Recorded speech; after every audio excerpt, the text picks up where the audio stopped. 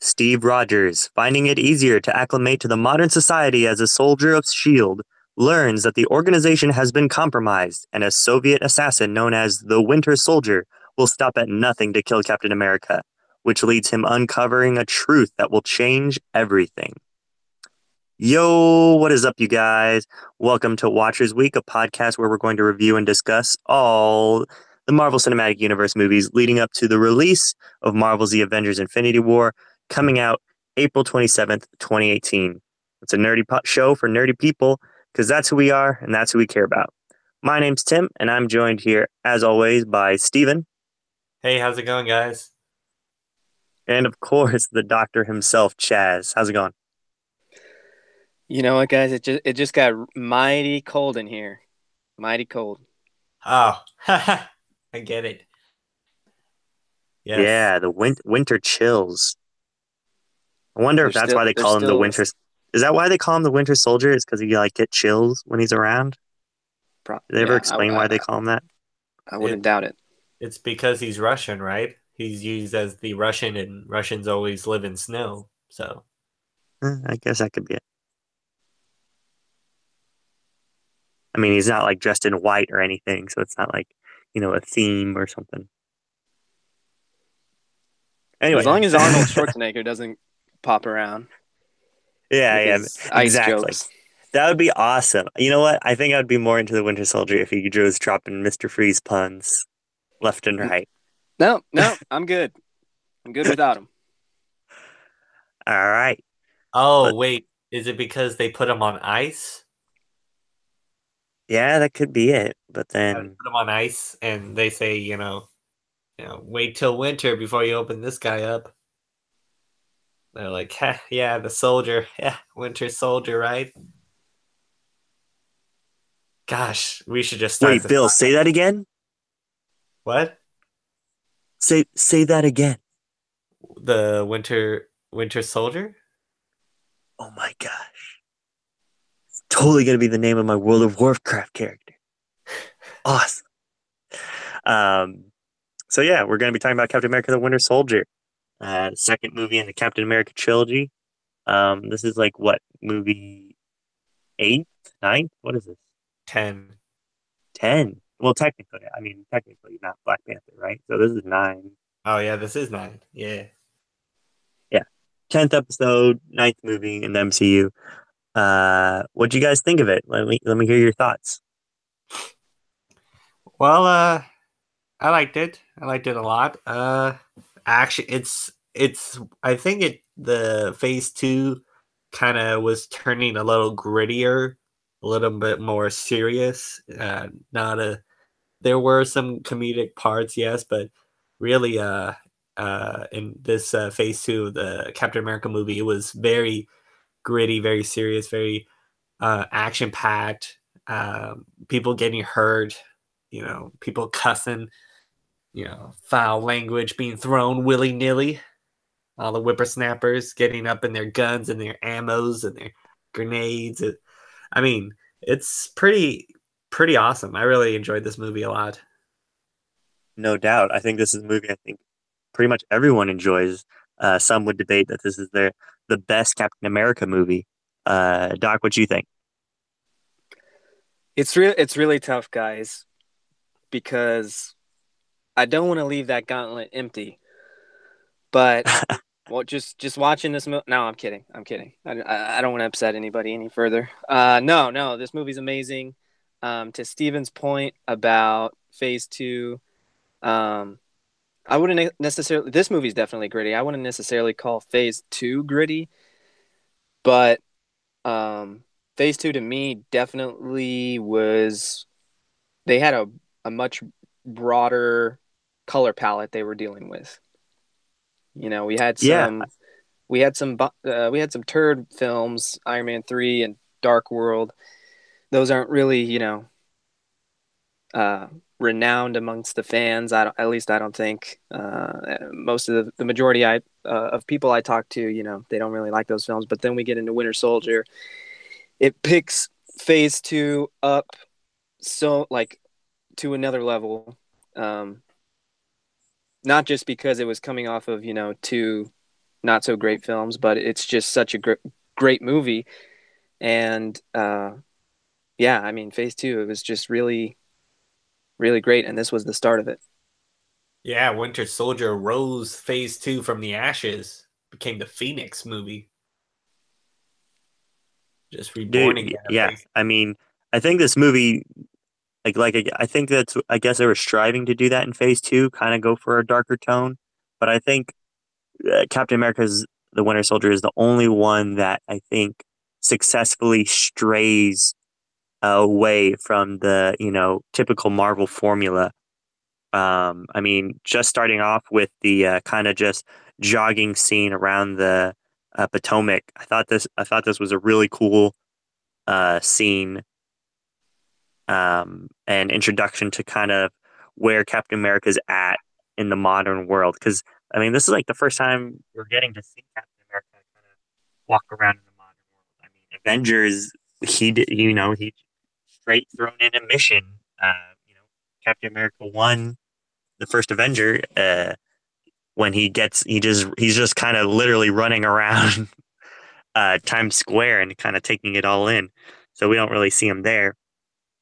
But yeah, I think this whole beginning scene, I guess it could kind of go along with what we've been noticing with the MCU movies about how they're having different introductions. Because straight from the jogging scene, it goes into the infiltration mission on the little what's it? SSR Shield The boat. helicraft. It's a boat. It's a boat. I think it's technically a ship. I don't know. It's Yeah. now, right? I'm Southern. I'm Texas. There's no water. Uh, Yeah, but yeah. I was So gonna I think. say Go ahead. the part with running with Falcon was pretty great because it kind of like lulled me into a different sense of what the movie's going to be. I'm like, oh, it's comic booky. It's going to be all fun and everything's going to be nice. But then the part where they got onto the SSR ship tub, Hmm. uh, it just really changed the dynamic of the movie. It went from dark nighttime vision, sneaking around, punching people, kicking them off the ship. It was just like, oh, snap. Okay, so we're going this direction. You kind of told me we were going this direction with, fun comedy, one-liners, but now we're going into a completely action-packed movie, and I love it. I really loved the beginning of this movie. That's what I was going to say. Like, the opening of this movie is so great because it makes you feel comfortable.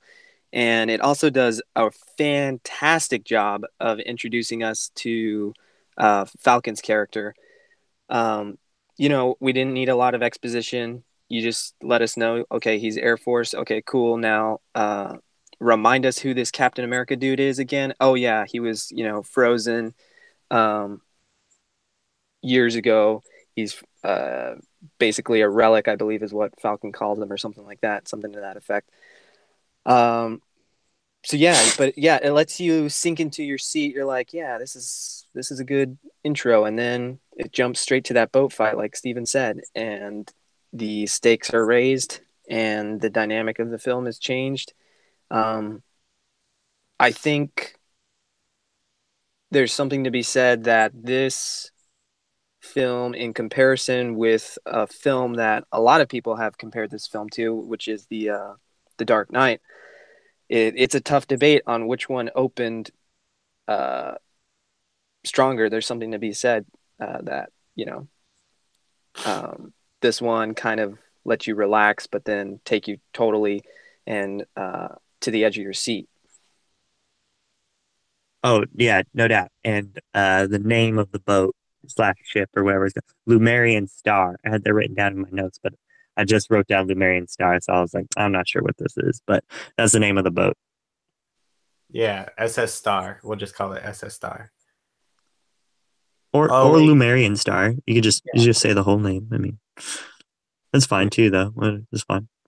um, yeah, but this movie is totally naturally is able to shift gears on a dime, like you said, off the bat, from this totally casual introduction scene with Anthony Mackie, ScarJo, Chris Evans. I mean, these three are going to be the dynamic throughout this whole movie, and we get introduced to these guys in a nice, cheeky, pretty,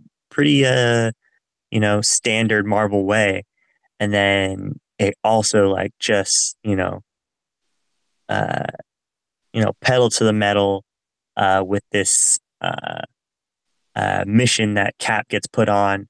We get introduced to Rumlow uh, too in this situation as the head of the strike team, which I thought was super cool that we got, again, this MCU world building.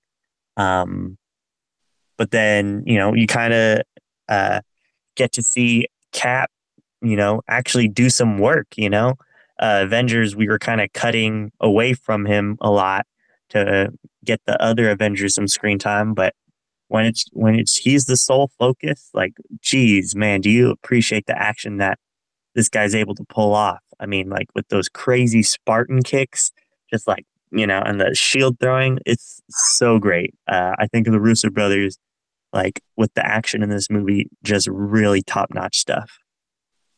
Yeah, I really agree that we get to see Shield, the agency, in action like never before, like before the Avengers, kind of like how Shield would operate before the Avengers or before Captain America became part of the team, and how if like Rumlow was just doing it by himself, and how they would interact with a hostage situation. So I really enjoyed that part. I also enjoyed the Black Widow Scarlett Johansson scenes, and it's making me think about her upcoming movie that's in the works right now. There's so many scenes in the Avengers and in the future Civil War discussing of her being a total boss, having great dialogue, having great action-packed scenes.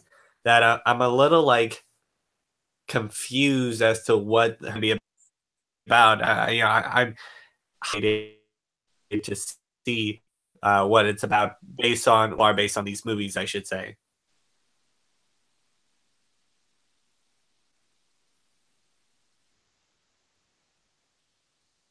Yeah, totally agree.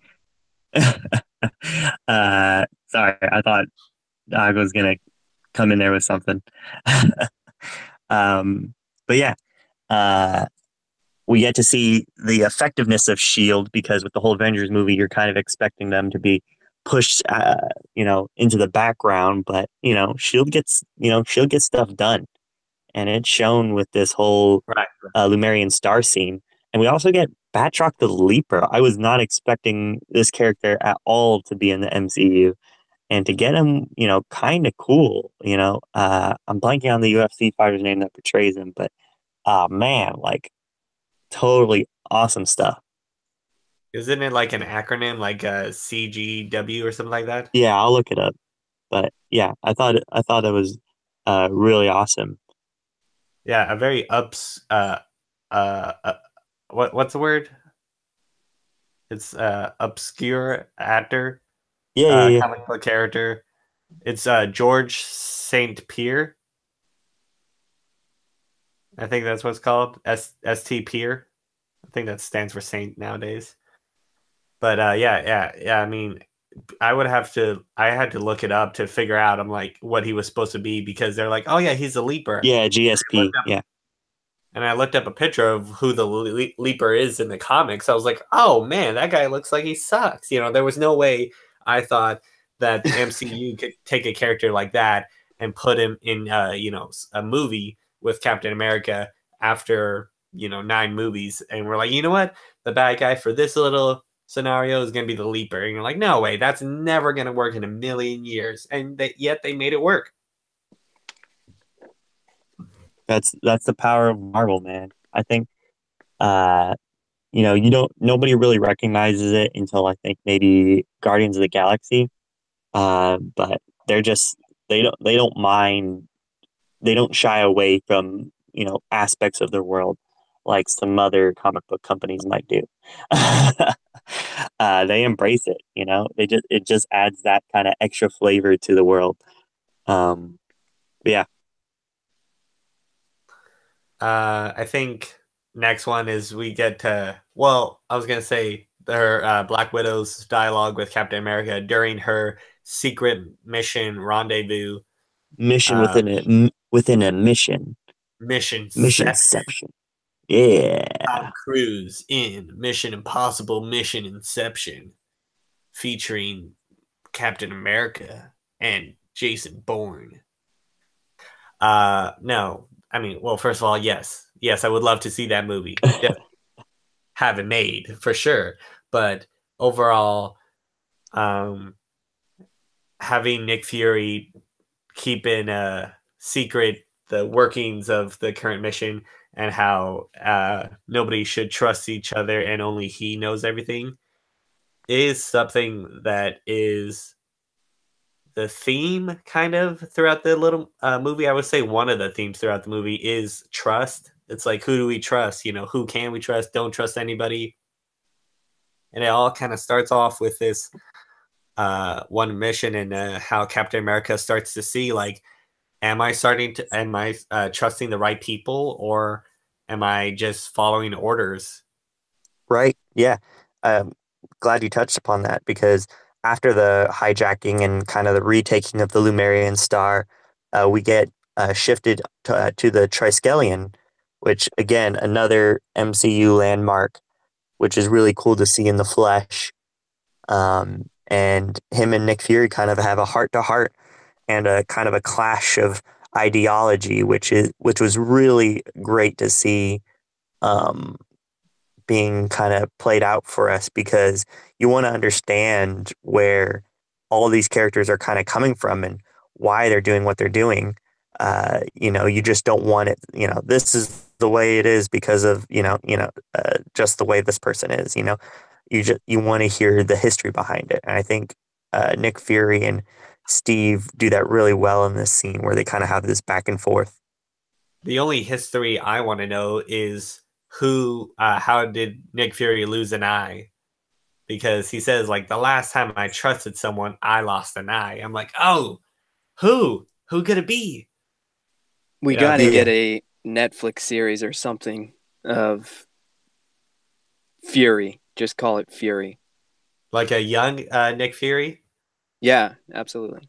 Because I think later on in the movie, when Captain America is talking to the director of S.H.I.E.L.D., Alex Pierce, I think his name is, he's saying, he shows a picture to Captain America like, oh, this is Nick when he was younger 5 years ago. And I'm pretty sure he had both his eyes back then. So I don't know. I don't think, I guess the buildup would be of Nick Fury losing an eye and being the director of S.H.I.E.L.D. But yeah, I don't know what mission it would be in the period of 5 years. Well, I think his comic book is basically that, is just missions where he's a little bit younger and he goes out and kind of does like a bunch of James Bond stuff. I mean, the artwork is really great and they do a lot of great stuff with the panel work. I think like the same team also did like a Winter Soldier solo run. So you kind of had the same kind of pop art style illustrations in that too. The only problem is I think they use the I mean, a little bit of a Robert Redford looking Nick Fury with, with the gray on the sides. Yeah, I didn't even notice that. Robert Redford could have been also a pretty good Nick Fury. But yeah, there can only be if you one. want, if you're striving for a, more Nick Fury adventures, I would check out his comic. Samuel L. Jackson is the only Nick Fury. That's not my Nick Fury. Then after we get some a hint of the what Insight is, we get a follow-up on Peggy and where she's at in the world. Well, I think he goes to the museum first.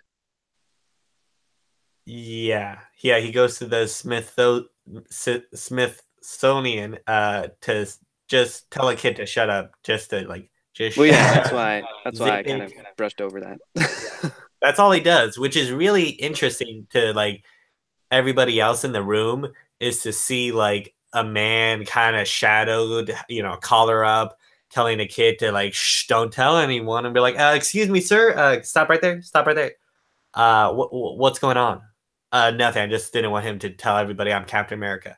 Oh my god, it's kind of like I don't know. It's pretty weird telling Captain America to tell a kid to shut up, but I He don't know. doesn't like tell him to shut up. Yeah, he just like grabs him and like slams him on the floor. The slap coming to ABC. What's it? Who's doing the narration in that scene anyway? I was doing the like little museum voiceover thing. I was kind of curious, but I didn't have time to look it up. Yeah, I have we don't no got time clue. right now. This is live, so yeah, I don't got an answer for you. Oh man. All right. Leave it down in the comments if you know who does the narration. I don't know if it's like supposed to be a character or like a cool, you know, actor who's doing it or whatever, but I was just like, who's doing this? Anyway, but yeah, we go to see catch up on Peggy. Yeah, your old woman Peggy. I think it was in the first Avenger, the podcast where you were talking about how she's supposed to be the old lady behind the counter. And now Yeah, yeah, now she is the old lady. Finally. yeah. Mm-hmm. Full circle. That's how age works. Yeah, sure. But yeah, that scene with her and Steve is like pretty impactful. Oh, Um, definitely. like yeah, I did not see that coming. I was like, I had a feeling like something would happen. Like I was like, oh, she's probably gonna either die in this movie or I assumed it was gonna be this movie, but it didn't happen until later.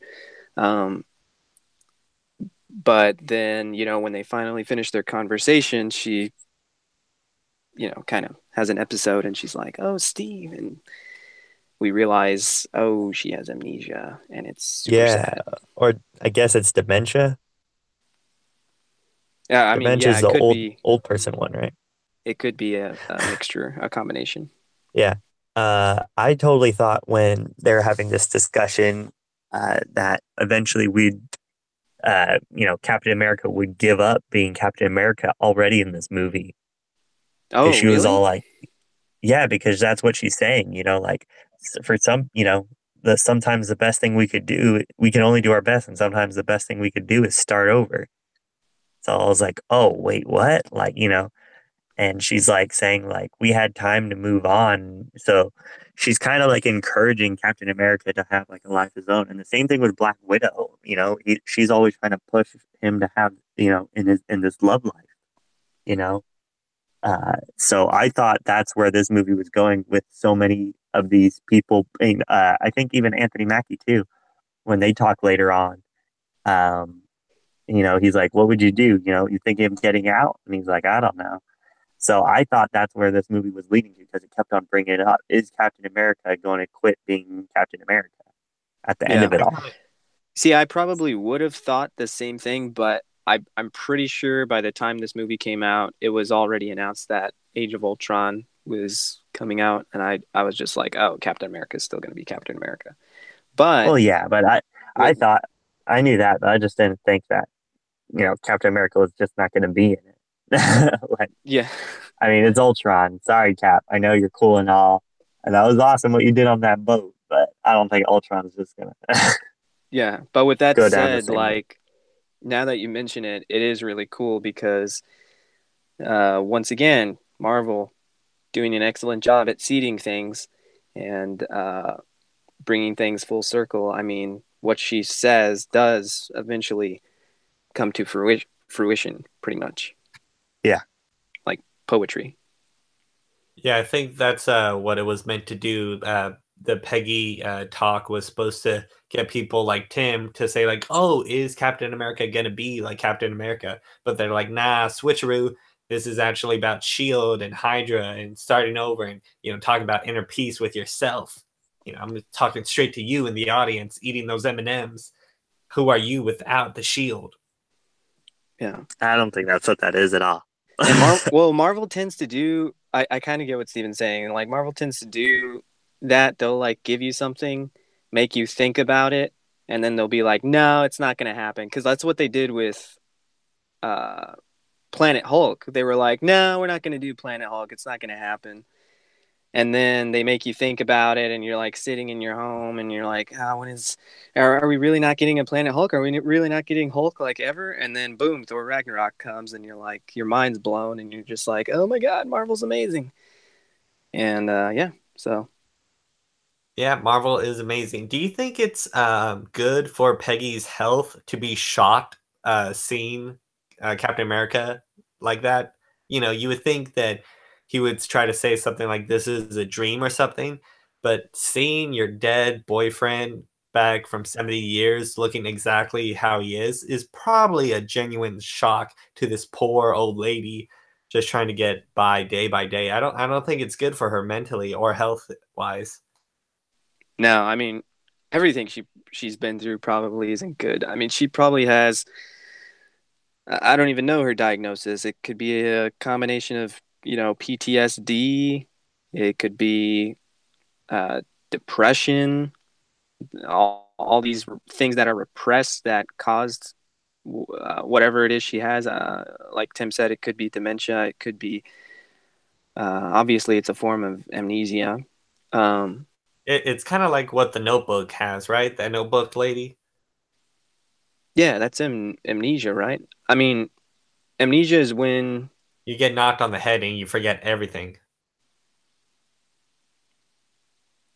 wait, wow, now I'm forgetting. Yeah, yeah. Amnesia's what? Oh wait, no, that's insomnia. No. You're right. It's amnesia. I'm just forgetting if this is a form of amnesia or if it's something else entirely. And now I'm blanking. But anyway, Yeah, we're like not medical experts. We're Marvel experts. All right. and sometimes we have a tough time with that too. So, but anyway, uh, yeah, I mean, she's been through a lot, and it probably didn't help him, being that there. Like, I feel like a doctor had to have told him, like, prepared him uh for his visit. So like I don't know why he was there to begin with. He knew what he was getting. He must have known what he was getting himself into, and like the kind of torment he would be putting not only himself through but her as well.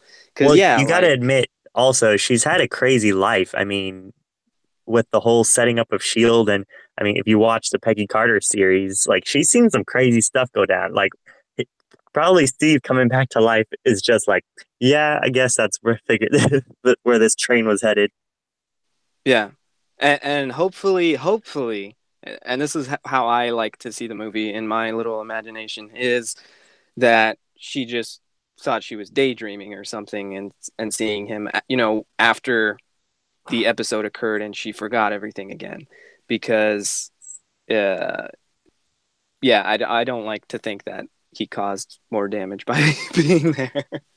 He killed her faster. It's terrible. No, but it does go to show how many friends of Captain America he has left. I mean, he talked about it during the briefing before they entered the SS Star tub. That he says like, "Oh well, my barber Tet Quartet sing along group, Barbershop Quartet. yeah, they're all dead. And the only person I have to talk to is like a 90-year-old woman who has dementia, and, talks to me and then only recognizes me on some parts." It does show how alone he kind of is. I mean, he barely is just now starting to talk to his neighbor for however long he's been living next to her, even though she is an agent, but still. They weren't just talking. Calm down. What? What do you mean? You were like, I need He's just finally just talking with the neighbor. Like, come on. That wasn't their first conversation ever. No, but like he's just starting to make the first moves of like trying to ask her out on a date. Oh, okay. Gotcha. So you Yeah. would do it all automatically, just straight off the What? bat. When you Yeah. moved in and you were like, or she moved in, you'd have been like, yo, hit me up. I'm right next door. Yeah. Why go to a bar where you can go next door? Just have some company, watch some Marvel movies, watch that Freeform because it's all out. Netflix is deleting all the Marvel movies. What's up with that? They're not doing that. I don't know why everyone's all freaking out about that. It's ridiculous. Anyway, let's move on from this whole Peggy scene. Jeez, I was not expecting this to be like the main point or the most thing we've talked about so far. It's an old lady sitting in bed. Whoa. Jeez, All right. old bag. Okay, you better watch your next words. Choose Yeah, them wisely. my grandma kind of listens to this podcast, so But he's not gonna be too happy. yeah. When Nick Fury and Pierce are talking, and Pierce does that whole like Iron Man has to come to my niece's birthday party and doesn't not just a flyby, he's got to mingle. Is that why Tony Stark made the lame remote controlled Iron Man armor from Iron Man 3? Oh So yeah, that yeah. way he doesn't really have to go to those things. He could just send the suit. And it's probably why the War Machine figure that's fixing to come out soon has flames on it as well. Why? What's that For for? those little kids. For those little kids, they like flames and stuff on things, on Hot Wheels and other stuff. Oh, the Guy Fieri armor?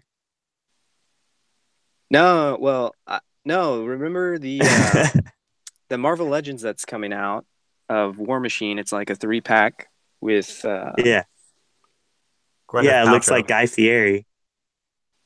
Oh, I didn't hear what you said. Yeah, I guess, but yeah, it wasn't in the movie though. Flavor Town protocol activated. God. I was gonna say though, that scene with Pierce and the council actually was really reminiscent for me of the Emperor and the Republic in the Star Wars prequels, but only like 1,000 times better, obviously.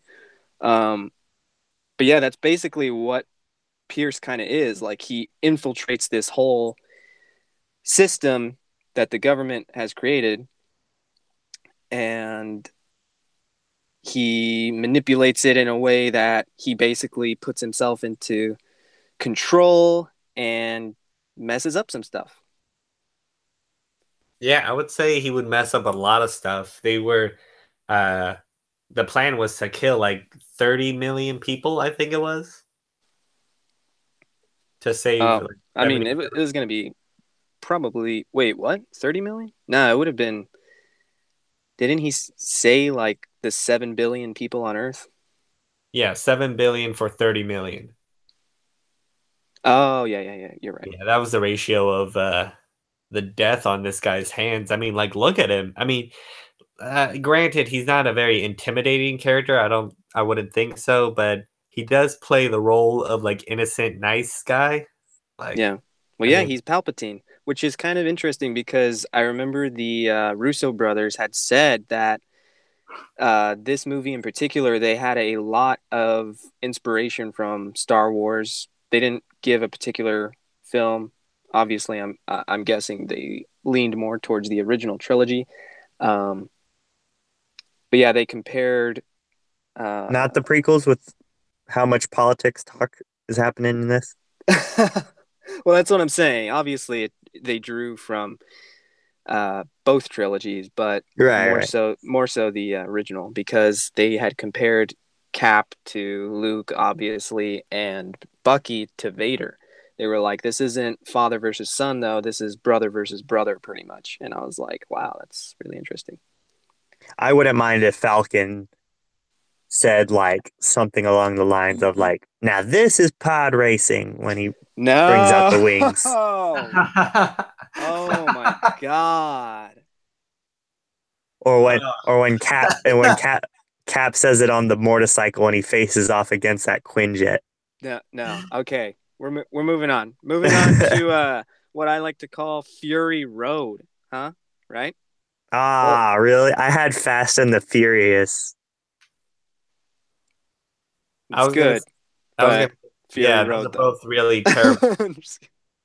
I was gonna say before that, before I forget, when Captain America meets with Falcon during the PTSD conversation meeting they had, the AAA, he was Falcon asked him a question like, "Hey Cap, like, what do you want to do if you got out? What makes you happy?" And then Cap's like, "Oh, I don't know." I'm like, "What? What does that mean? You don't know? Like, you don't know what makes you happy, Cap? Other than Exactly. being a soldier, or like Yeah, just in general?" both. He all he ever wanted to do was help serve, and then he did. Then he got frozen in ice. Then he saved the world, and then he continued being a soldier of Shield because he found out Peggy wanted to do that or had a hand in making Shield, and then yeah, and then he's here. He has like no downtime. I think it's just ridiculous and super sad. Yeah, that was the whole point. All right, so back to the Fast and the Furious Fury Road. Yeah. Yeah, this is the only scene that matters in the movie. Nick Which Nick is the real Furiosa. Oh, okay, that's pretty good. I was gonna say this is really only the scene that matters because in all the reviews or comments or people just talking about it in general, face to face, is that they talk about this amazing, great car chase slash the Winter Soldier reveal slash the Mr. Gadget get out of jail free card laser pen that he uses at the end. I mean, Yeah, everything that the introduction of literal plot holes. Oh, yeah. There's like, what is that? I was like, oh, when they first showed the little thing, I was like, oh, is that like a Bunsen burner of some sort? Like a welding tool? Like, what is that? And then it was That like this giant, like, mutant rat mole man sized hole. And I was like, holy crap, what the heck? that literally is my biggest complaint with the movie, which I mean, yeah, it's just like a minor little nitpick, but they don't just use it once, and that's what really bugs me. They use it Yeah. twice. And I'm like, Uh-huh. really? Like, come on, you should have known that this was kind of ridiculous when you looked at the playback or, whatever, when they were reviewing clips and whatnot. Like, ugh. You know what? I think they probably were reviewing it and were like, you know what? I wanted more of the pen scene. And there was like 8 deleted scenes where they used the pen.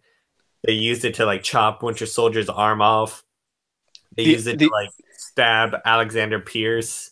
the only way they could redeem this is if Kevin Feige, it would just be the cherry on the cake. It would prove that he is the master at planning, and he is seeding this idea because in future films now that we have the Fantastic Four coming, he's going to bring it back with the Mole Man.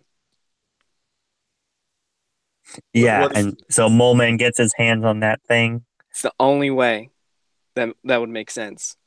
You're just building tunnels under America with that?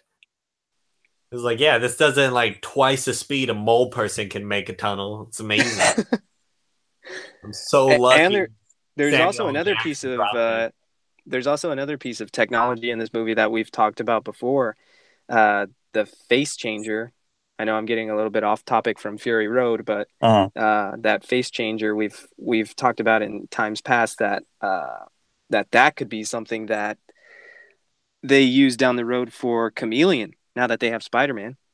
Yes. Yeah. I would totally be down with that. Very small piece of technology. And I mean, not even, I think Agents of S.H.I.E.L.D. has touched on it. Like, there's a lot of Yeah. the stuff that is just, there's a lot of, I think, technology slash weapons in this movie that they use once and then is completely thrown aside. Like, even with the Winter Soldier, he uses that like crazy explodey frisbee thing magnet that attaches onto the bottom of Fury's car and blows him up. That's never used again, even though that would be super cool. That guy who like zip lines down from like the highway, one of the Hydra soldiers, and then like has the big old minigun, uh, just mowing down everything. That's wasted all right there. Yeah, The Falcon. Why didn't you technology, grab like we were, that and use it against the Winter Soldier? That would have been really helpful if Falcon just grabbed it and be like, guys, look what I got. Yeah. yeah, Yeah, either one of them could have used the frisbee bomb on each other. It is a good point, but for me, looking at the bright side of things, it does kind of keep things interesting because you want it to be different from scene to scene. But yeah, frisbee bomb probably could have been used more. hmm I was gonna say, what villain could use that? Well, like We I said, mentioned the the Chameleon and Mole Man, great villains. oh, for a villain, like who could use the frisbee bomb? Yeah, Is there a villain called Frisbee Man? If not, I will make one right now, and it'll be Frisbee. Or you know who could use it? Green Goblin, maybe another Spider-Man one. I'm trying to think of other ones, but for some reason, I'm hooked on Spider-Man right now. Mhm. he's the I'm trying- moneymaker. Well, only because in my notes, there's like so many things in this movie that we'll get to once we get to more of the end of the film. That there's a lot of Spider-Man similarities, like not just the Tom Holland one, but I'm talking Sam Raimi. So we're going back. We're going to be going back. Oh, okay. To the good ones. I don't They're, know. they're all We, good. we would have They're all Some would say good, but even the you know, best ones. yeah. to. Sure. But yeah, we have Winter Soldiers, kind of Heath Ledger's Dark Knight Joker standoff scene, which is really great. I think even tops it a bit because with the whole exploding and the casual sidestep, like really awesome. Yeah, it was. Uh, Did I uh hear correctly that Nick Fury's car said that the flight system was damaged? Was that car gonna fly out of there? yeah, What? Because I know in Agents of Shield he says like, "Oh, I got a flying car," but I understand the director should have the best of the best, but still a flying car. That oh, that's that's where you draw the line, Steven? that's where I Flying draw the car. line. Laser pens have at it, tiny It's lightsaber. kind of where I draw the line too, because when Agents of Shield first came out, season one with Lola, I hated freaking Lola. I'm sorry, chat room. Like if you guys were into Lola, good on you, but no, I was not having it. All right. What was also what was also weird is that the car. Next thing you're gonna tell me you guys are against fantastic cars. No, fantastic cars are okay because they're science-oriented geniuses. Well, and Yeah. they're Fords. They're no Dodges. Oh shoot, I messed that joke up. Okay, keep going. His car, Nick Fury's car, detects an oncoming truck, and therefore he brakes, letting the two bad police officers get hit by it. Right?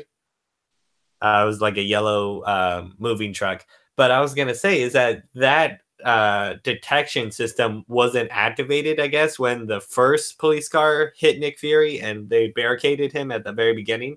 I was like, where were you, AI? Why didn't you save my butt over there? Why did you just now like start listing off things that could save my life and help me out? Instead, you're just like, that car is probably coming really close. Oh wait, no, it's a police car. Never mind. Steven, I'm gonna be honest, I tuned out when you started talking. I'm sure what you said was really funny and insightful. But I was thinking of like, a hodgepodge, mismatch, fantastic car of Lola, like Nick Fury's Chevy, and like two other parts Hold of on, like hold on, flying. wait. I'm diverting again once again, but now I'm hooked on this fantastic car. Why didn't they use a Ford? You know how much marketing like they missed out on? They could have called it the Fantastic Ford, but no, they used a Dodge. What's up with that? Yeah, yeah, that's a good one. We'll have to talk about that on our Fantastic Four episode. But anyway, Mole Man, little laser thing. Yeah, it was Um, the end, a bad ending to a great scene. right. So Nick Fury dies, kinda, and again we get to Winter Soldier shows up. I mean, this guy's kind of like basically a ninja. He'll like show up, trash everything, and then leave, and then show up again, trash everything, and just walk out again. Like the total a real threat, you know. Yeah, I Um, think you could say he's the main villain or something. But I was gonna well, say, well, he's different from a villain that just is like planning and scheming, and then later on has the big moment. I mean, he just shows up for a little bit and like wrecks everyone's world, and then goes away for like a respite. I mean, I think that's what sets him apart, different from other villains. But the whole thing, what I was getting to was we get the hospital scene where Nick Fury basically dies, and then Cap puts the thing that basically Fury died for, and he puts it in a vending machine. I thought that was like that's another one of my complaints from this movie, where he was just like, "Yeah, this will be the place for it." I'm like, seriously? Like, oh my god. he doesn't It's even put it cut. that far back. He just like puts it like the fourth slot. Like I only have to spend $5 to get that secret information that people have died for. Yeah, $5. my problem's not the vending machine. I'm more with Steven. But it's just because he's a man at a time, you know. He doesn't know how to hide things. He's used to hiding things in Cracker Jack boxes, and you know. That would be a better place to hide is in a Cracker Jack box, because no There one's was gonna no buy. Cracker Jack boxes around, okay? I'm I I'm sure there was Cracker Jacks in that vending machine, and he could no, have put it in that little row, and then he would have been like, "All right, this is safe and sound. I know nobody eats Cracker Jacks." yeah, he should have put it in some Lay's Sun Chips because those bags are basically half empty anyways. Yeah, exactly. He should have just wandered around the hospital, found a stiff, and then just like, put it in his Jello or something. What? Found a dead guy and then just like put it in the dead guy's Jello. Okay, that's still see-through. I don't think you know why. Jello is like transparent. Like even the red, purple, dark Jello is like you can see kind of through it a little bit. You can see it at least when something's inside. They Yeah, know. I think he meant like you were trying to go. I think you're trying to go for pudding. Mashed potatoes, whatever, Jello. Just do the Jello. Can we talk My about? thing was like, why didn't he just like put it like on the back of that little flat thing? You know, so that way they don't let you grab like whatever's on the bottom row, or That's like true. just tape it on like the glass, because like no one would be able to like bust the glass open. Or Yeah, put or it just use onto his the super machine? strength. Yeah, that's what I was gonna say. You just use your super strength and lift up the vending machine, put it under the vending machine. Anything would have been better than what he actually did. And also Nick Fury probably should have died in actuality, having been shot through the wall, through the chest, just like so horribly. Like when he fell down, it was like, "Oh, I've been shot twice." I'm like, "Yeah, you should instantly die within 2 seconds." But he made it to the hospital, and then he quote unquote died, and then he was like, "No, I'm fine." Later on in the movie, he's like, "About damn time." I'm like, no, there's no possible way. I'm drawing the line with flying cars and getting shot in the chest and stomach like twice with a bullet that's hard enough to travel all the way, go through a brick wall, and then through a body and be like, no, I'm perfectly Wait, fine. wait. Did y'all when you first saw the movie though, did you believe he was dead? I kind of didn't care. Yeah. Like I thought that was just a plot of like raising the stakes. But I was like, he already kind of did his point. He brought it together the Avengers. So, I mean, I kind of did, I kind of didn't. So when they said like, oh, he's not really dead, I was like, yeah, that also makes sense. You know, I've read enough comic books. Death does not phase me as much as, oh no, they're dead. I'll see him in 3 issues. I was gonna say they did kind of reveal him later on in the movie where I kind of forgot that he did die. I thought he was just on a mission somewhere. I'm like, oh yeah, that's right, he did die way back when. Cool. I guess you are alive. Do you have anything to offer? No. Oh, okay. Well, it's good to have you. You know, it was. I didn't really. If they revealed it sooner toward the middle of the movie, it was like, oh no, in actuality, even if they hinted at him being alive, it would have been great. But it wasn't Yeah, I until mean, the last for of the the movie. Winter Soldier, legendary assassin, he kind of missed a lot of like lethal shots. Like he He doesn't kill did. Nick Fury. He doesn't get Black Widow, even though he shoots her. He doesn't kill Captain America, even though he unloads like 3 bullets into him near the end of the movie. Like this guy's really bad at killing people for like this huge assassin guy that's altered history. Yeah, after JFK and Tony Stark, he like really started downhill. You know what? It could be. Well, no, because yeah, he did kill Nick Fury before he saw Steve and got all wimpy and like, but I know him. But he didn't So kill I Nick would Fury. That's what I'm saying. right. That's what I'm saying is that there is no excuse for him to suck this bad. Yeah. But Shout out to whoever did the music or just like, you know, sound effects on this movie. Uh, first, Winter Soldier's theme is super haunting. Just that, like, I'm gonna do my best impression of it. So if you want to kind of like, Do you have to? you, you know what I'm talking about though, the Winter Soldier theme, or like Yeah. every time he just shows up and it's just like it's kind of like a weird kind of James Bond slash I don't band. know Super 8. I don't know. It's like really weird. But yeah, that's awesome. They do a lot of like bass like emphasis in this movie. Like whenever they were just like mentioned Winter Soldier, it was like I felt it when I was watching on the TV. It was just like brrr, you know. Whenever like kind of action or like tension was happening on the screen or was being talked about, uh, you would get that bass coming in like either a steady rhythm or a steady beat. And it was just really awesome to when it intermingles with the emotions that's portrayed. Like it just brings out a whole new dimension of watching this movie. You know, completely agree. It was pretty amazing. Kind of annoying toward the end. You know, when he did show up, it was very scary. But you're like, ah, dang it. You know, you're more like upset that he's there. Like, ah, just got me again. You scared me again. Stop doing that, Winter Soldier. Yeah, Uh, it's more of that the last one where he's kind of like in the museum. That's kind of like a sad,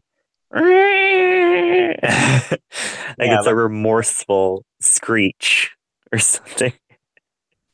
a remorseful screech. The Winter Y- Soldier can kill Yeah, a guy even if he.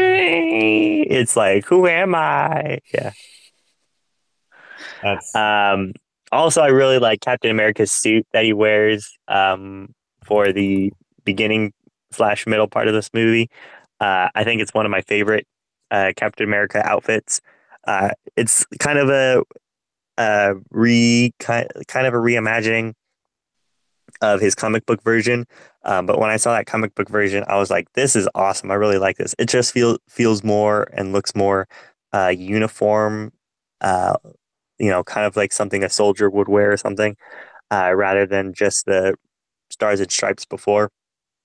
So I'm seeing it again in real life is just super awesome, and I really like that look. Yeah, I think it's a toss up between this one and uh, I'm trying to remember if I guess the one from Civil War. Civil War one's pretty good. I think they add more red in that one, or am I They thinking use of the Age of red and white Ultron? belly, right? The red and white belly one. That's the one, right? He's got like stripes on his stomach. Well, he has it in all those. Oh yeah.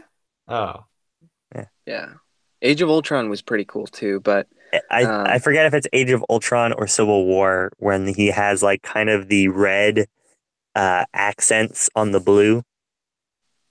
yeah, But it's Age of Ultron because oh, I okay, know Age of Ultron has the red circles and it has the Avenger symbol on his shoulder pads. yeah, So there's a lot more red accents. Um, I don't know. I guess I probably would have to go with this one being my favorite costume though, just because it is a different one altogether, and it's a little bit more realistic. Like what you were saying, you could imagine an actual like soldier or just an average Joe guy like wearing that yeah, going into totally. combat. It has more of a uniform aesthetic to it, which is just it looks so awesome. Um, but yeah, so we get to see it again. Cap wearing this awesome suit when he goes talks to Pierce in his office, and he's all talking to him, and then we get the super great, fantastic, possibly nothing better elevator fight scene. right. It's the probably the best thing that came out of this movie, in my opinion. It's a masterpiece. I would say a masterpiece. I'm lost for words, even just thinking about it, reminiscing about how just spontaneous and like not spontaneous, but like out of the blue, it came out. You're like, oh man, that was weird. Talking with the director. I wonder what's going on through his head. And oh look, there's another huge dude and a 10 more huge dude coming on this elevator.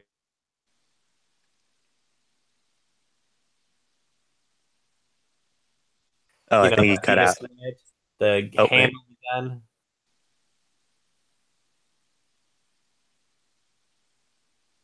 I think he cut out. yeah, I think he's cutting out. You cut What? out in and out soon, but I can sense your hype through the microphone.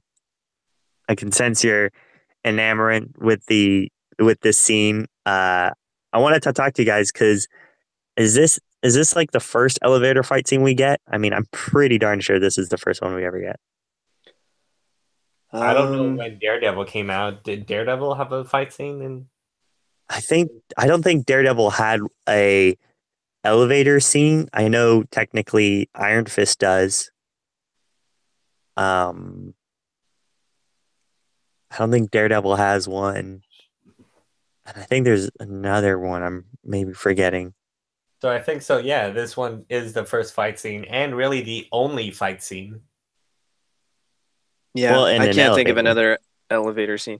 Um, it is really a toss up though for me. Like, I know y'all are saying this is the best scene, but for me, the two fight scenes in this movie that I keep going back and forth and I can't decide which one I like more is Fury Road, which we just had talked about, and the bridge fight, which we're gonna get to in just a moment.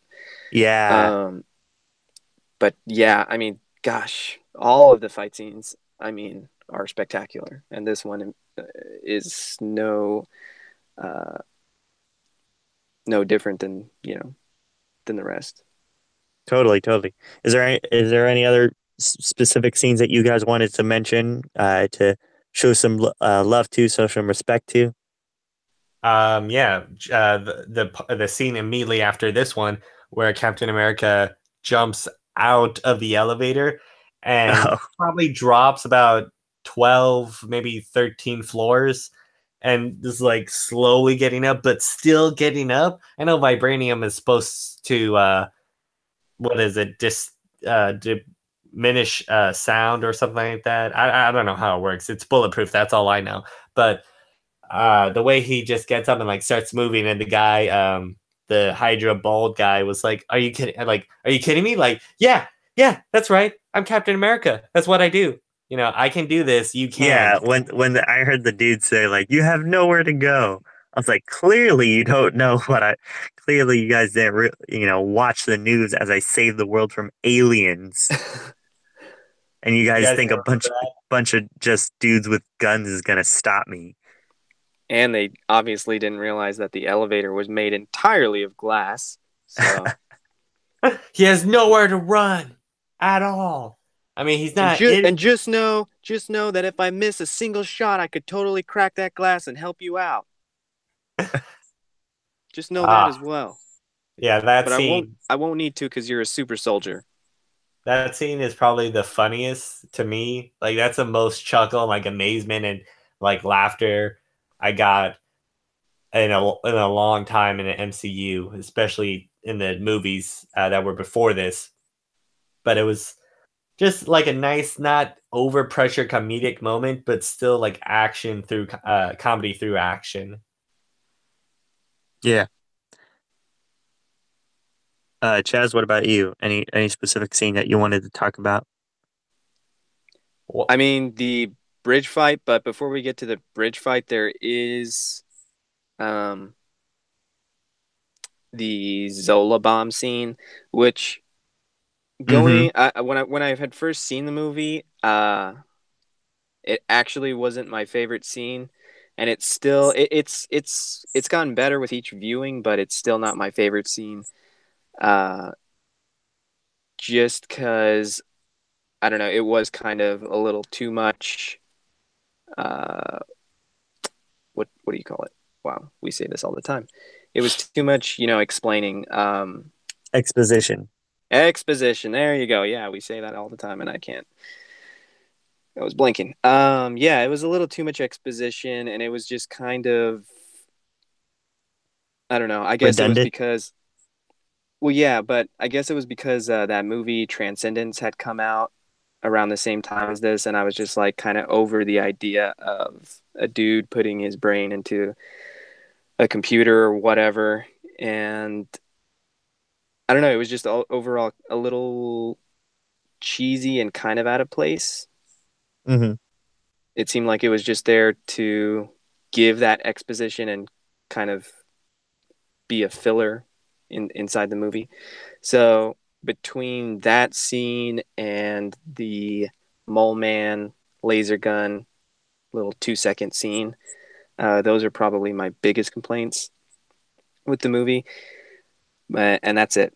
So now I want to kind of move on I to. think Oh I no, think what kind of turned me off from that Armin Zola computer scene is that they're really just, you know, beating this dead horse with the whole like Hydra was part of Shield and there's bad guys there and we're gonna take over the world now. Like, yeah, we got that when people started shooting at Captain America and like at each other, like that's pretty established right now.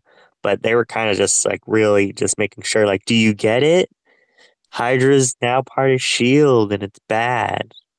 So I kind good. of felt like it was unnecessary exposition, like kind of like what you were saying. But I'm glad they kind of did it in a uh, what's it fan servicey way. Oh wow, we finally get Armanzola as a computer head, basically.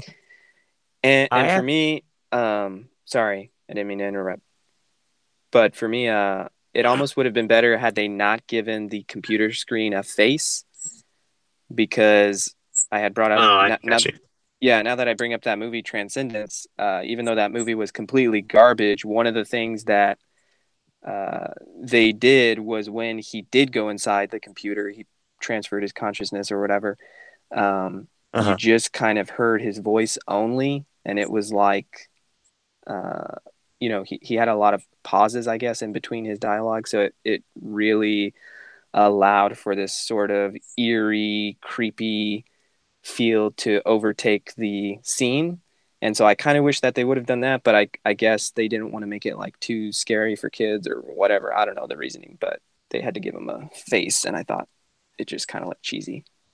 I was gonna say that I kind of really like the pacing of that scene, how it started off really slow, how it was like, Steven Rogers or Steve Rogers and, Natasha Romanoff. And it was just kind of like slow forming of the words and how it was just building up faster and faster. And then the pictures started flashing. And when Captain America was like, prove it, and he was explaining things. And I think the music got more intense throughout, and it was just picking up pace and picking up pace, and then you realize, oh my gosh, a missile's coming out and you only got seconds to live. I mean, for me, it was just a pretty great scene, how it was just kind of put fear back into you after the exposition happened. It was like, okay, that was it just for a little bit, but now we're back at it. We're more action packed than ever. Yeah, totally agreed. But now let's get to the star of this film, which is the basically Captain America versus Winter Soldier fight. I mean, this is the best it gets. I mean, I know there was a ton of behind the scenes slash extra footage of Sebastain Stan doing a bunch of knife tricks and Chris Evans getting his CQC on. But man, does it really shine throughout this whole thing.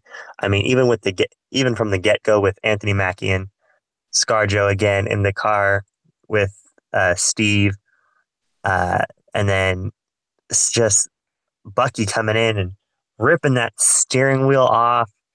Uh, Cap gets blown by a grenade launcher off the bridge, and then you know Black Widow, she jumps off the side and all that, and then Sam is cutting a dude and kicking him off. Also, he's getting his Spartan kicks in the movie. It was crazy, just firing on all cylinders here. Yeah, this scene was without a doubt the most dynamic.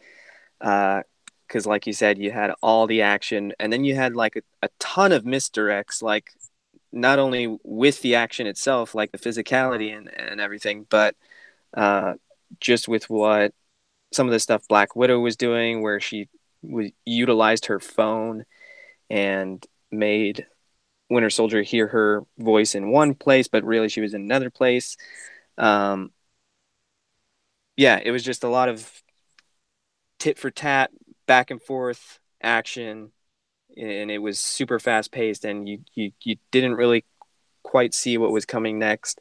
And those knife moves, like you were talking about, oh my gosh! Like I'm pretty sure, I can't recall the film, but I'm pretty sure we've seen really great switchblade fights, but Mm-hmm. never, uh, K-bar fights like what they were doing, and the way he was flipping that knife around. Well, not really flipping it, but just like basically dropping it almost into his other hand. I mean, it's definitely where the Last Jedi got a couple of their lightsaber tricks from. In fact, I had to look up who was the fight choreographer for this film because of The Last Jedi, or after I had seen The Last Jedi. They're not the same person, but they definitely inspired one. The person who choreographed Last Jedi was definitely had to have been inspired by this movie. But yeah, like, gosh, this fight scene it's the best. I mean, it definitely tops any and all fight scenes in both the Dark Knight and the Dark Knight Rises. I think a ton of people have talked about that, how that's the one thing that those Nolan films lacked was good action. They were a little too realistic. Well, yeah, I mean, I could kind of see that. Also, with the whole Christian Bale's Batman outfit, I mean, there's only so much you can do. I know, like, a lot of people point out that, oh, some guys got knocked out even though they weren't ever touched by Christian Bale, something like that. or it just ends up into this kind of punching competition between Batman and Bane or something like that. But for for the limitations that the Dark Knight has, I think they did well with what they got. But then you have these kind of perfect conditions with the way Winter Soldier is set up. I mean, Cap's in regular clothes, so he's not restricted by a costume or anything like that. Not saying that he looked like that when he was doing the Lumerian Star or the elevator fight scene or anything like that. But to have that as well as the contrast of the Winter Soldier with his kind of fighting style it's just really great. What I didn't understand from this scene of the bridge was how many weapons Scarlett Johansson has in under her sleeve. She was pulling out like a grappling hook, 3 guns, a shocking taser, phone. Well, no, she had a phone, but she like made the audio really fast. She has the choking wire. I'm like, where are you hiding all of this? I don't understand. I mean, I get you're a spy and you're the best of the best, but to have everything you have and not reveal where you got it from kind of made me think, like I don't know, like the Batman utility belt, like she just has everything literally up her sleeves. As long as she's wearing long sleeves, she's good. Yeah, that's you explained Black Widow's character. I guess. I mean, I appreciate it. I love probably she's gonna get a lot of that in her upcoming movie, but I don't know, like definitely every time she's on the screen now, I'm thinking what they can do for her upcoming movie. And other than doing what they've already done, I'm not too sure what else. Man, I'm just like really hating on it, but I don't mean to. I'm just more curious than anything. Well, But that's what No, that's Marvel's fine. always Yeah, good at doing. I'm Like, gonna take it off my contact list later. but Marvel's always good at doing that, and we just talked about that earlier. Like, they'll show you one thing or a lot of one thing to basically misdirect you and uh, allow themselves to give us something new. Like, I don't know. I don't think they repeat themselves that much. Um, but as far as where she was getting all those things, like the wristbands that she wears, I forget if she was wearing those in this scene because I know she was wearing like a leather jacket, so I couldn't really see her wrist too well. Um, but I mean, those wristbands that she wears has a lot of those cylindrical casings that I'm sure are filled with all sorts of stuff. right, right. And of course, this is where the audience gets to be revealed that it is, in fact, Bucky Barnes, the long lost best friend of Steve Rogers back in the first Avenger, where he really stole the movie then. And then he's stealing the movie now, basically. Everybody falls in love with the character Sebastain Stan and whoever he plays as. Yeah, I think the dynamic between Bucky and Steve in this movie is again, it's such a strong, you know, part of this movie's foundation, but it really does the best job at it. I mean, again, jumping ahead, because just straight from this soldier fight scene, it's revealed Fury's not really dead, and even Sam goes talk to Steve, and he's all like, "Are you going to be able to go against Bucky if he shows up?" And then we get the kind of catwalk scene between the catwalk standoff between him and Bucky, and it's just this is it. This is kind of the climax of this movie where they're standing off, and this is the last helicarrier that needs to be uh, whatever taken down, and this is going to be the fight, and you can tell all the emotions are behind each and every blow, and it's both actors, Sebastian Stan and Chris Evans, sell it 100%. Completely agree. Completely agree that these characters. It sucks that we're no longer get to see them coming up. Like, I mean, I don't know how long you can have these kind of characters throughout the MCU. I don't know what Sebastain Stan's contract is like, but it's gonna be hard letting these characters go because of the way of the importance of the acting skills or the trying to think of a better word for it, but yeah, just the overall like character they bring to the screen is really Hmm. amazing. Yeah, completely agree.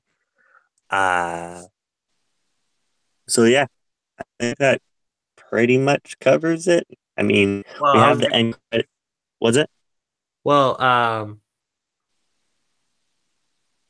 I to go back to the hospital scene where Cap is going to take back his poorly placed vending machine gift. Oh, He's way back then. Okay. Yeah, well, you guys skipped a lot, and I took down several notes, so we're going backtracking. We're going down through each of my no, I'm just kidding. But I was gonna say, it seems to me that all these characters think they can be incognito with just a hoodie, and it's like you're supposed to be invisible to everybody else. But really, wearing a hoodie inside a hospital, shouldn't that draw more attention? Again, I feel like I'm drawing the line between flying cars and everything, but it seems to me that most Marvel movies is like, yeah, as long as you cover your head That's not with a that's hoodie, not Marvel movies. That's movies. just movies in general. I feel like Marvel movies and especially Captain America does it quite often. So that it's like, no, you can't see me. I'm like, no, I can clearly see you, and I'm almost drawn to you because you are wearing the hoodie in itself. Yeah, well, I think that's why Thor Ragnarok kind of played with that idea and made fun of itself. Uh, but I mean, it didn't. I don't know if it really draws attention to them. I think the glasses helped him a little bit. Uh, Plus But baseball cap. It's not right, like he has time to dye his hair and Mission Exactly. Impossible it and make masks and whatnot. You're gonna not expect him to pull a face off for like right. 5 minutes in a mall. Well, they were in the mall for quite a bit of a time. They did. Did get some sweet kicks that I saw. But the scene when Black Widow, I was gonna say Captain America is interrogating Black Widow to see if she can be trusted or not. It kind of reveals a lot about her character in that, where she was like, I only act like I know everything, and when she gets pushed a little bit, or like she like kind of shows a hand that she shows the card she has in her hands, I should say. It says tries to give off information in order to, I don't know, feel accepted or to like still be a part of it or to just get out of the situation that's at hand, which um in this movie and in later on in Civil War, just I don't know, it just seems to reveal a lot more about her character than when I first originally watched it. When I first originally watched this film, it was just Captain America, Winter Soldier. But now I'm starting to see all the background characters and how they are moved throughout the entire movie. To also go back, again talking about Black Widow. Is when they're in the secret shield war base where Zola was. She asks Captain America, so who's the girl? And if Peggy Carter did in fact was one of the founding members of Shield, shouldn't Natasha Romanoff already know who Peggy Carter is? Or But is she she's like just from the KGB, so she's pretty. She wasn't like raised Shield or anything. right? She wasn't raised Shield, but you do a little information hunting, and you just I find out, doubt it. or you So find out a boring. little bit about Captain America and find out that they were together. Nah, never officially. And wasn't Peggy Carter Well, like well, the thing is too is she might be one of those people where she might know that information, but she likes to hear it coming from the person, you know, Right. himself. Yes. I was just about to say that to see like it was almost like she was pushing Captain America to say like, you're not really that okay about it as you let on. You still have problems that will later get on with Age of Ultron, like his fear. Yeah. I feel like that's why in uh subsequent films that they ended up making the switch between, because they kind of hinted at a love romance between Cap and Widow, and I think that's why they kind of shifted it with the love romance going from them to Hulk and Widow, I think because I think I think Widow was interested, and she was kind of testing the waters. well, yeah, that's what And I was then gonna say. It not yeah, only saved them time, because I feel like the Cap Widow relationship, it would have needed more time to develop, and they were like, we don't really have this time. But also, it makes sense now because she was trying to tap into Cap's emotional side and like a deeper side to him that he kind of doesn't reveal to a lot of people or show uh, front face. He kind of represses it. Well, not really represses it, but just, he keeps quiet about it. He keeps it to himself. And whereas Banner kind of like Tony says, he always rolls over and shows his belly, like he wears his emotions on his face. He even says that in the first Avengers film, I'm always angry. So I feel like that's why she can relate more with Hulk, especially knowing what we know from this film and about her past. So yeah, I think that's why it was easier to make that transition. I could Right. definitely see that. So Also, one more. we've had a lot of positive looks and things to say about this movie. We could go deeper into a lot of topics and inner meanings about everything. But I think it might be time to already head into the negative zone. Let's do it. You guys ready for that? I'm ready for that. I've been watching those Lost in Space trailers. Just letting you guys know.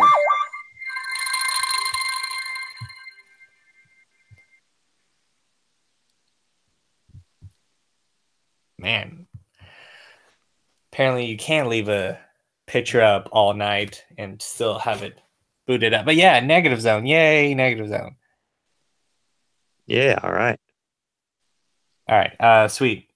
So apparently, surprise, surprise, there are still negative comments to a great film like Captain America, The Winter Soldier, to the point where a lot of people did not like the laser pen scene with Nick Fury and the Too Fast, Too Furious.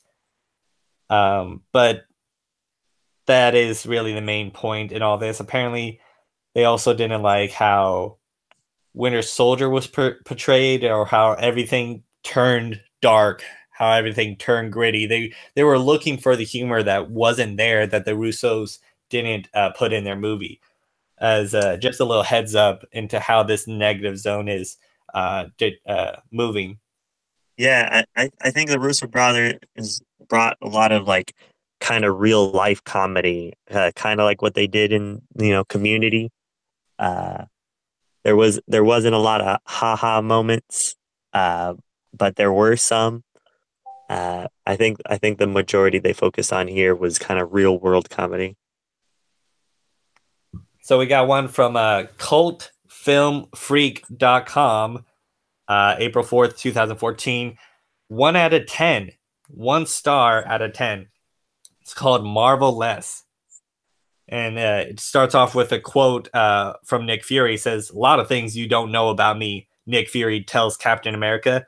And he could also be talking to the theater audience, since so far through several films, the monotone monologue spouting Shield chief has been kept on the peripheral. And now he, along with former Russian agent Natasha, can step into the co-led spotlight, which sadly winds up casting an extremely dull glow on everyone, especially our hero, Steve Rogers, who literally starts out in a brisk, humorous pace and then has a bland pop culture conversation with fellow soldier Sam Wilson, played by Anthony Mackie, a forced sidekick, eventually donning his wing costume befitting a bad cartoon, awkwardly constructing to the gloomy plot that's part James Bond, part political theater. The latter, where Robert Redford, as a stiff-suited wolf in sheep clothing, fits like a dreary glove. Between spurts of bombastic action are lofty conversations about America defense, questionable freedom, and glimpses into the first movie, including a pointless visit to Steve's old stomping grounds. This occurs after Sam Jackson's Fury has his very own car chase, leading up to the introduction of a stealthy, long-haired assassin with limitless fighting skills equal to Captain America, whose real identity adds to the melodrama. The only good parts that seem worthy of, or that were already wasted on or spoiled on theatrical trailers, happen too much too fast, while the head villain's wag the dog goal is not only cliche, but for the world derived from comic book origins, and following up the cinematic spectacle that is the Avengers, this uneven, uninspired soldier is no fun at all. Yeah. Wow. Really? Okay, first of all, colorfully written, the best negative 1-star review I've ever written. Yeah, I mean, at least wow. they used full Not written, sentences right. and everything. Yeah. It sounded like proper English, not broken English. But like to his point about some of the word choice he used as far as like saying certain things were dull and bland, uh, to me, and again, I've always been somewhat of an optimist. Uh, I think of that dull and blandness as being more of a, how do I put it? This movie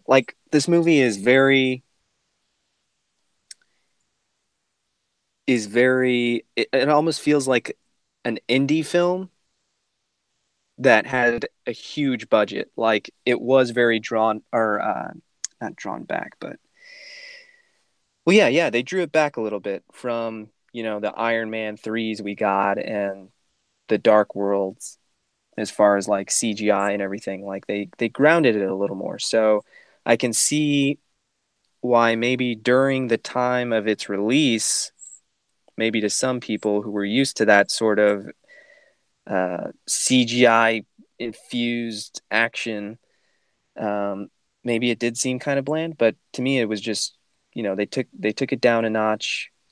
They made it more personal, made it more character driven. Um, Although I will say, to his point about the villain, it was a little predictable. I think the trailers, you know, they kind of gave it away. So we kind of saw Robert Redford's transformation or turn to the dark side, if you will, come from a mile away. But I actually enjoyed all of the political banter much more in this film actually than in Civil War. I thought in Civil War it was a little, uh,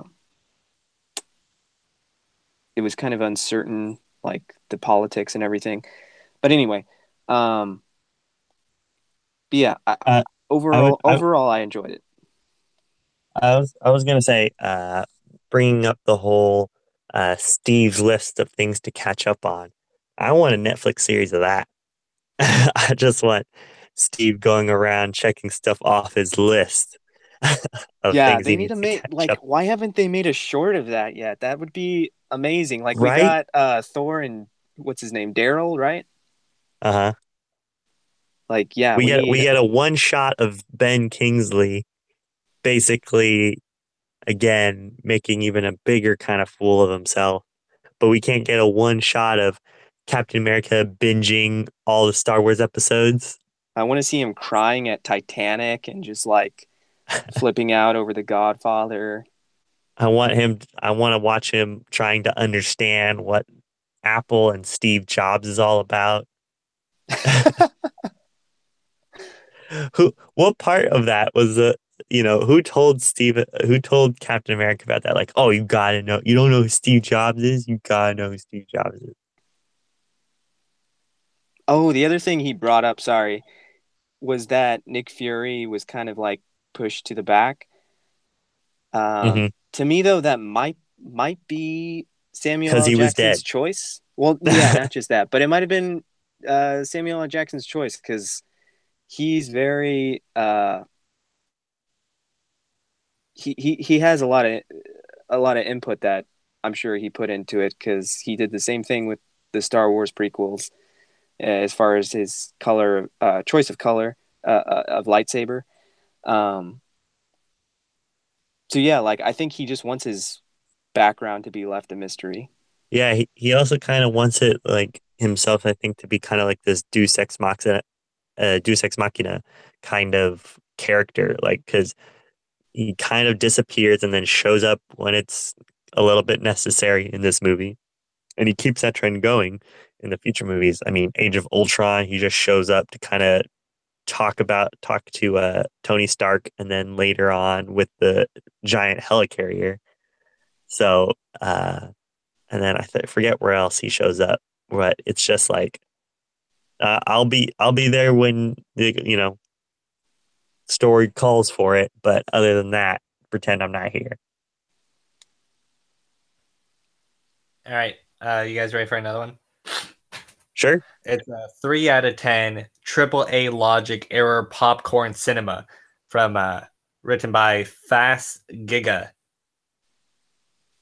It says that the propulsion of Director Fury's car is destroyed by an explosion, and the damage is fixed by restarting the PC of the car.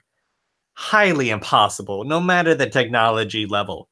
A broken wrist is healed by antibiotics during a fighting scene. Even so, this might be useful in the long-term healing of the wrist, but during a gunfight, it's probably not the most important thing to do.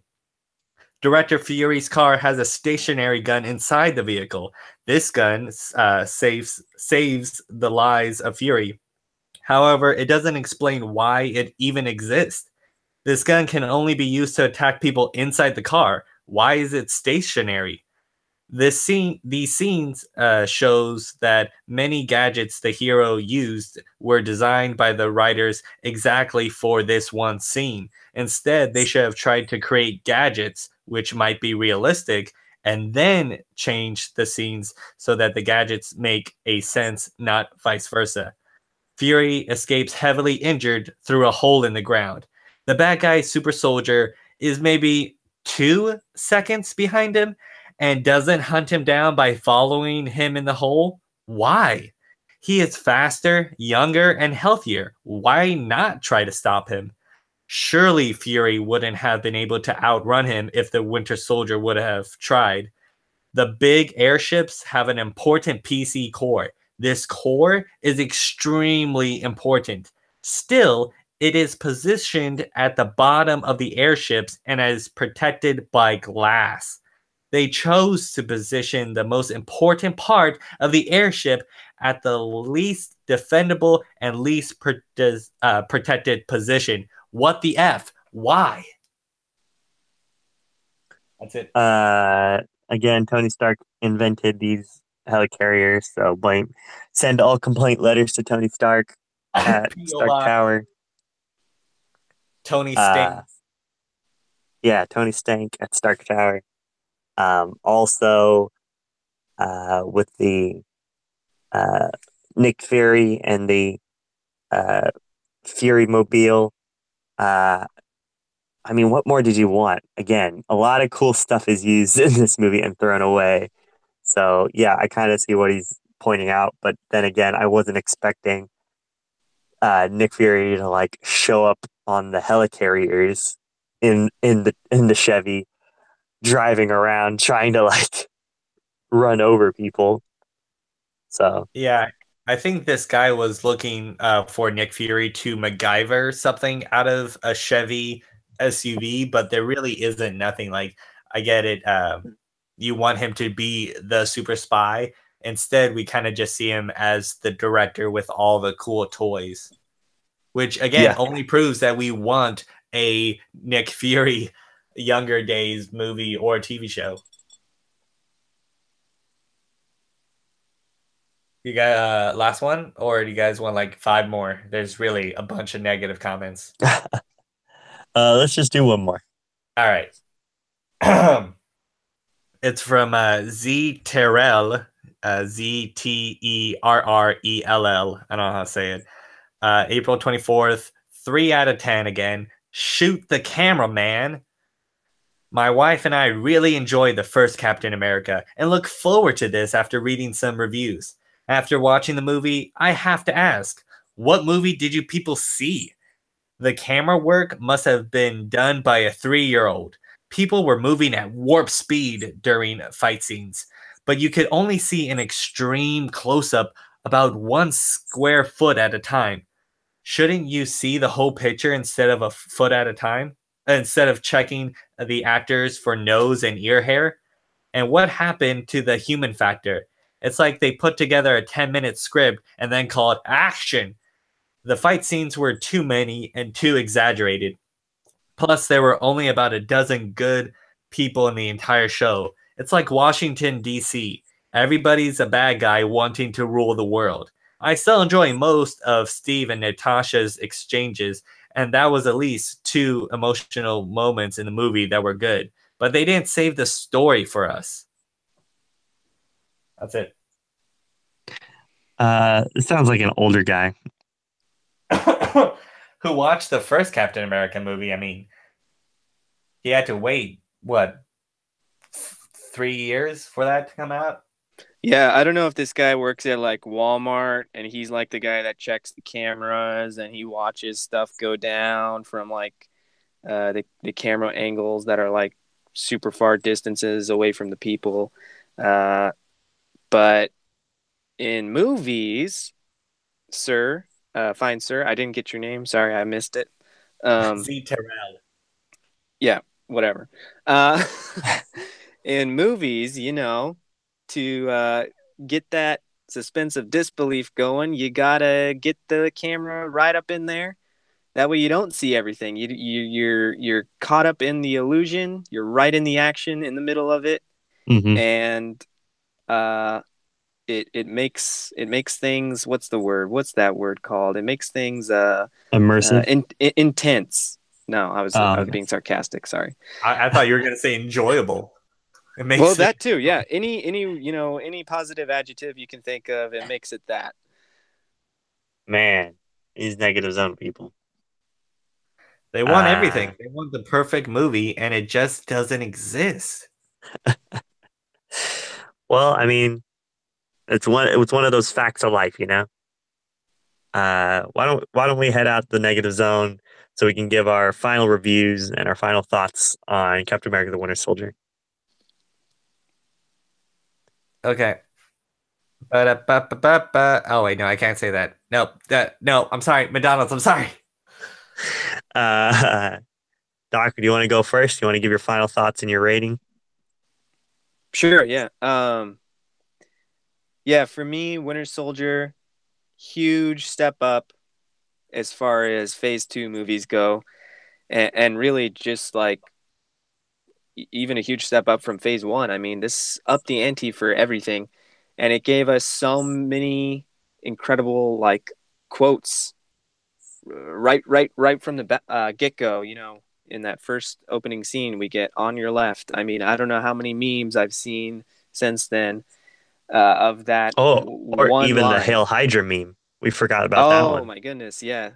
And Nick Fury, definitely a huge plus in this movie because I know I had mentioned before in our previous episodes that I wasn't on the Fury train. I wasn't on the Fury train in Avengers. I didn't like his dialogue too much. I don't know if it was Sam who wrote that himself or like improv that, or if it was actually in the script, but I wasn't a huge fan. But in this one of my favorite lines is when he was like, oh yeah, he was like, I do share. I'm nice like that. That was like, I don't know why, but that's like one of my favorite Fury lines. Um, but yeah, so many quotable lines. I think that they definitely gave us really compelling characters. Um, Once again, furthering the Captain America mythos and furthering Black Widow's character and giving us just a little bit of her uh, backstory and really just like how she thinks in general. And those fight scenes, I mean, nothing beats those fight scenes. The story, I think, overall was solid. The villain, not so much. But again, my only like two complaints, and one of them is minor, is the laser pin thing that, hopefully we'll see Mole Man digging around in or with, and what was the other one? I already forgot. Doc, I will give you $500 if they do the Mole Man laser pencil lightsaber. That's on the internet forever I think now. it's gonna happen. That and the chameleon mask thing. I think it's gonna happen. I think Kevin Feige, he has the time stone in real life, and he's able to see the future, and he knows what rights he's going to be able to get. One last thing I do want to mention before I give my final score is when Fury was dying. I don't know if y'all picked up, or when he was dead, rather. The Doctor was actually played by Russo himself. I'm forgetting his first name. Joe It was or one. I think it was Joe. I want to say Joe. But yeah, I never realized that when I first saw it, mainly because I didn't know what the Russo brothers looked like when this movie came out. I know that he was in Civil War. I had picked that up the first time because his face was on a screen and it was plainly seen. So now he's in pretty much every Captain America movie except the first one, which I thought was pretty cool. But anyway, got to give this thing a score. It feels like we've talked about a lot of negatives today, and it's kind of affecting my score, but I'm going to go with my gut, my first intention, which was giving this movie a 6 out of 6. Whoa, man! I thought you guys, you were going at a 4. I thought the one was gonna be 4 Infinity Stones. I was like, dang. Well, for some reason, I feel like giving it a 5 just because we have brought out a lot of flaws. But I mean, yeah, just I'm trying to go off of first experience that I had with this movie, and I really enjoyed it, even despite the laser holes and all of that. And Arnim Zola. That's what my second negative was Arnim Zola. Cool. All right. That sounds pretty good. I was going to say, Steven, did you want to go next? Sure, I'll go next. What was great about this movie was that how it I think it was probably one of the first movies that balanced out comedy and action, relying so heavily on each other. The one I could think of was when Falcon jumped out of the triskeleton and he fell into that helicopter. He's like, 41st floor. He's like, it's not like they put the numbers on the outside of the building. I'm like, oh, yeah, I never thought about that. That is hilarious. I really wish other movies did something like that, but it was in the middle of a giant war vehicle spaceship kind of thing, just destroying a building, and yet you get a chuckle, you get some laughter right in the middle of the action, which is really hard to do. And another one for me, man, Sam Wilson. I don't know the actor's Anthony something. Anthony Mackie. Yeah, Anthony Mackie is just really hilarious in everything he does in this movie. But the part where Nick Fury is at the end at his gravesite, and he's like, "I'm going to Europe. You guys want to come?" And then they're like, "No." And then he's like, "Okay, what about you, Sam?" We can use a guy like he's like, no. He's like, all right then. And he's like, yeah. You would think you would kind of expect them to go to with Nick Fury, but in fact, throughout the movie, the changes in the movie kind of reflect on their personality. They're not the same people who they are as they were at the beginning of the movie, and that's what I kind of like about it. Is that it really character growth? Yeah, character growth. It changes the MCU and throughout the entire thing. That being said, though, the hype for this movie was pretty hardcore, mainly because I had to listen to you2 throughout and be like, oh man, that knife scene with Winter Soldier, oh man, that bridge scene. I'm like, it's good. Yes, it's very good. When Captain America diverts the minigun fire back at the multiple dudes, I was like, dude. Yes. That's it. Yes. We were all very... That's the point. Did you... Where like the little like ricochet sounds change, where it's like and it like changes it. And I was like, oh my god. Yeah, it was great. Yes, it was great. I wouldn't say it's as good as you guys think it is, but the movie also seemed a tad long. Like I was looking at my watch halfway through we were watching this. I was like, man, I still have like an hour to go. I still have an hour and a half to go, and it feels like they already cramped a lot of stuff into it, and they kind of did. They're like, all right, here's a little mini mission. Then there's the whole Mad Max Nick Fury Road. And then there's the whole Bucky scenario thing you have to deal with, and the Natasha thing you have to deal with. And I don't know, it just seemed a little ongoing. But my rating for this would, it's still a great movie, but I would have to give it a 5 out of 6 Infinity Stones. All right, yeah, these are definitely fair scores. I could see where on both sides of the coin. So where do you fault him? For me personally, I feel like die. this. I'm just kidding. You a good guy or a bad guy? Yeah. Was it? I feel like this movie's just a blast. It really proves itself to be an enjoyable and interesting movie. It's got a couple nice twists, I think. I think the one for me that really surprised me was Rumlow. I'm trying to remember what's the actor's name. Frank Grillo, right? Yeah, Frank Grillo. Yeah, Frank Grillo. I think really because from Crossbones in the comics, I was not that interested in. And then later on, when he shows up again in Civil War, including this movie, I think it's just he feels so awesome to me. And it's like now when I think of Crossbones, I have to think of Frank Grillo's interpretation of him because it's such an awesome character now. It's also kind of a really refreshing, again, like I said, take on this formula that the MCU has kind of laid out. I feel like the Russo brothers really pushed the envelope on this one, and it's proven fruitful, I feel like.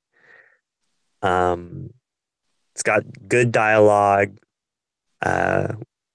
well-written context. Yeah. I think I'm going to go with 6 out of 6 on this one. Because again, the whole rewatchability on this one, if any part of this movie shows up on TV, I'm stopping what I'm doing and I'm watching it. I feel like the actors in this movie, all over, I mean, even Robert Redford, for kind of, I feel like a little bit of a one-note character for him. I feel like Robert Redford brings his best, brings his A game to it. And yeah, just it's overall really great. Same review as both Thor and Black Panther. Captain America: The Winter Soldier was given. So that just goes to show you sort of our favorite movies so far in the MCU. Still have a lot more to go through, but just to give you an idea of where we stand as watchers of the MCU. Yeah, definitely, definitely. Uh, yeah, and I think that comes everything down to a close. I think we've covered anything. Any more kind of things that we Well, might have missed? the end credit scenes we kind of didn't talk about. End Well, credit scenes. Bucky's starting to remember. That comes that comes to play later. Also, we're getting into kind of our what are they going to do? They're kind of introducing mutants into the MCU. What is no, no, this going to mean? you can't say that. You have to say miracles because nothing is more They terrifying than miracles. I was like, Oh what? that my What are you god. talking about? I remember that was like the rumor the time. They're going to call mutants miracles from now. What? No way. That's the dumbest thing ever. Just buy the Yeah. studio. I What don't want made it worse was that they said they were going to do that in the comic books as well, and I was like, please don't. Oh, that yeah. Yeah, Marvel was really ready to purge X-Men. I think they kind of already did. I think they did kind of purge mutants from the comic books. I mean, Well, they Fantastic Four is just obliterated, I feel like. that's what I was fixing to say. But the other thing I was going to say is shout out to or props to James Young, who is the fight choreographer for this movie. And because of this movie, he has continued to be the fight choreographer for pretty much every big Marvel movie. Like he went on to do Guardians of the Galaxy, Age of Right. Ultron, Civil War, Guardians V2, and he'll be the fight coordinator going into Infinity War. All All right. right. That I want to see Thanos pulling out a knife. Dude, I want oh my god, if Thanos pulls out a knife, I will lose you. Oh, things are yeah. Popcorn's gonna be flying. Things are gonna be happening in my lower regions, but that's yeah. We got to keep this kid friendly. So anyway, I was gonna say a little note that I found out is that Bucky is the last end credit scene before the movie actually ends, and he's been doing that a lot recently. He's been showing up toward the end of the MCU, what with Winter Soldier, Civil War when they put him on ice in Wakanda, and even Black Panther. Still, wasn't he also in the end of like Ant-Man technically? really, I don't remember that. When they set it's just like a scene from Civil War where like Captain America and Falcon have Winter Soldier, and Right. then Yes, you're right. Absolutely. He's even in the end credit of Ant-Man. And I don't know what's going on. I don't know what's going on. If Sebastain Stan was like, hey, let me have my own Winter Soldier movie. And they're like, no, but you will be the last image anybody will see in the MCU. But I don't know how I feel about it. I don't know how it's going to affect during Infinity War, but it's just something I noticed. And I thought something I watched out for, if you get my meaning. well, really, he's he's only been in 2 movies, so I think they're just trying to basically feed him a check. That's yeah. I mean, I would feed that guy a check, feed a guy anything. whoa, all right. Well, I guess we'll end it there. Thank you guys, everyone, for taking the time to listen to our podcast. Since you're already here, I would highly recommend hitting that like button if you enjoyed it. That lets us know what kind of content you like here on this channel. If you're hitting that like button over and over again, might as well just hit that subscribe button also. So that way you know when we put up our next episode, which is every week, because every week is Watchers Week here. Doc, where are they going to be able to find you if they want to get some more prescriptions from you? Look, guys, if you want some cosmic prescriptions, if you want to get some of that cosmic flavor, some living tribunal meds, look, you just hop on over to Instagram. You type in Dr. Cosmic. It's spelled kind of funky. It's KOZ, and then you'll get the rest, and you'll probably find me. KOZMIC.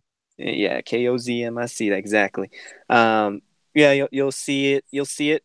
My little profile pic is Vision right now, and speaking of Vision, I am actually currently reading uh, Vision. I think it's just called The Vision, which is kind of weird, but it's the one about his Hmm. family and everything. Really, really stellar graphic novel. If you haven't picked it up, I would highly recommend you do. Like right now, run out to your comic book store in your PJs. I don't know what time it is wherever you're watching this right now, Whatever but time yeah. you're listening to this, whatever attire you're in is acceptable in a comic book shop, I feel like.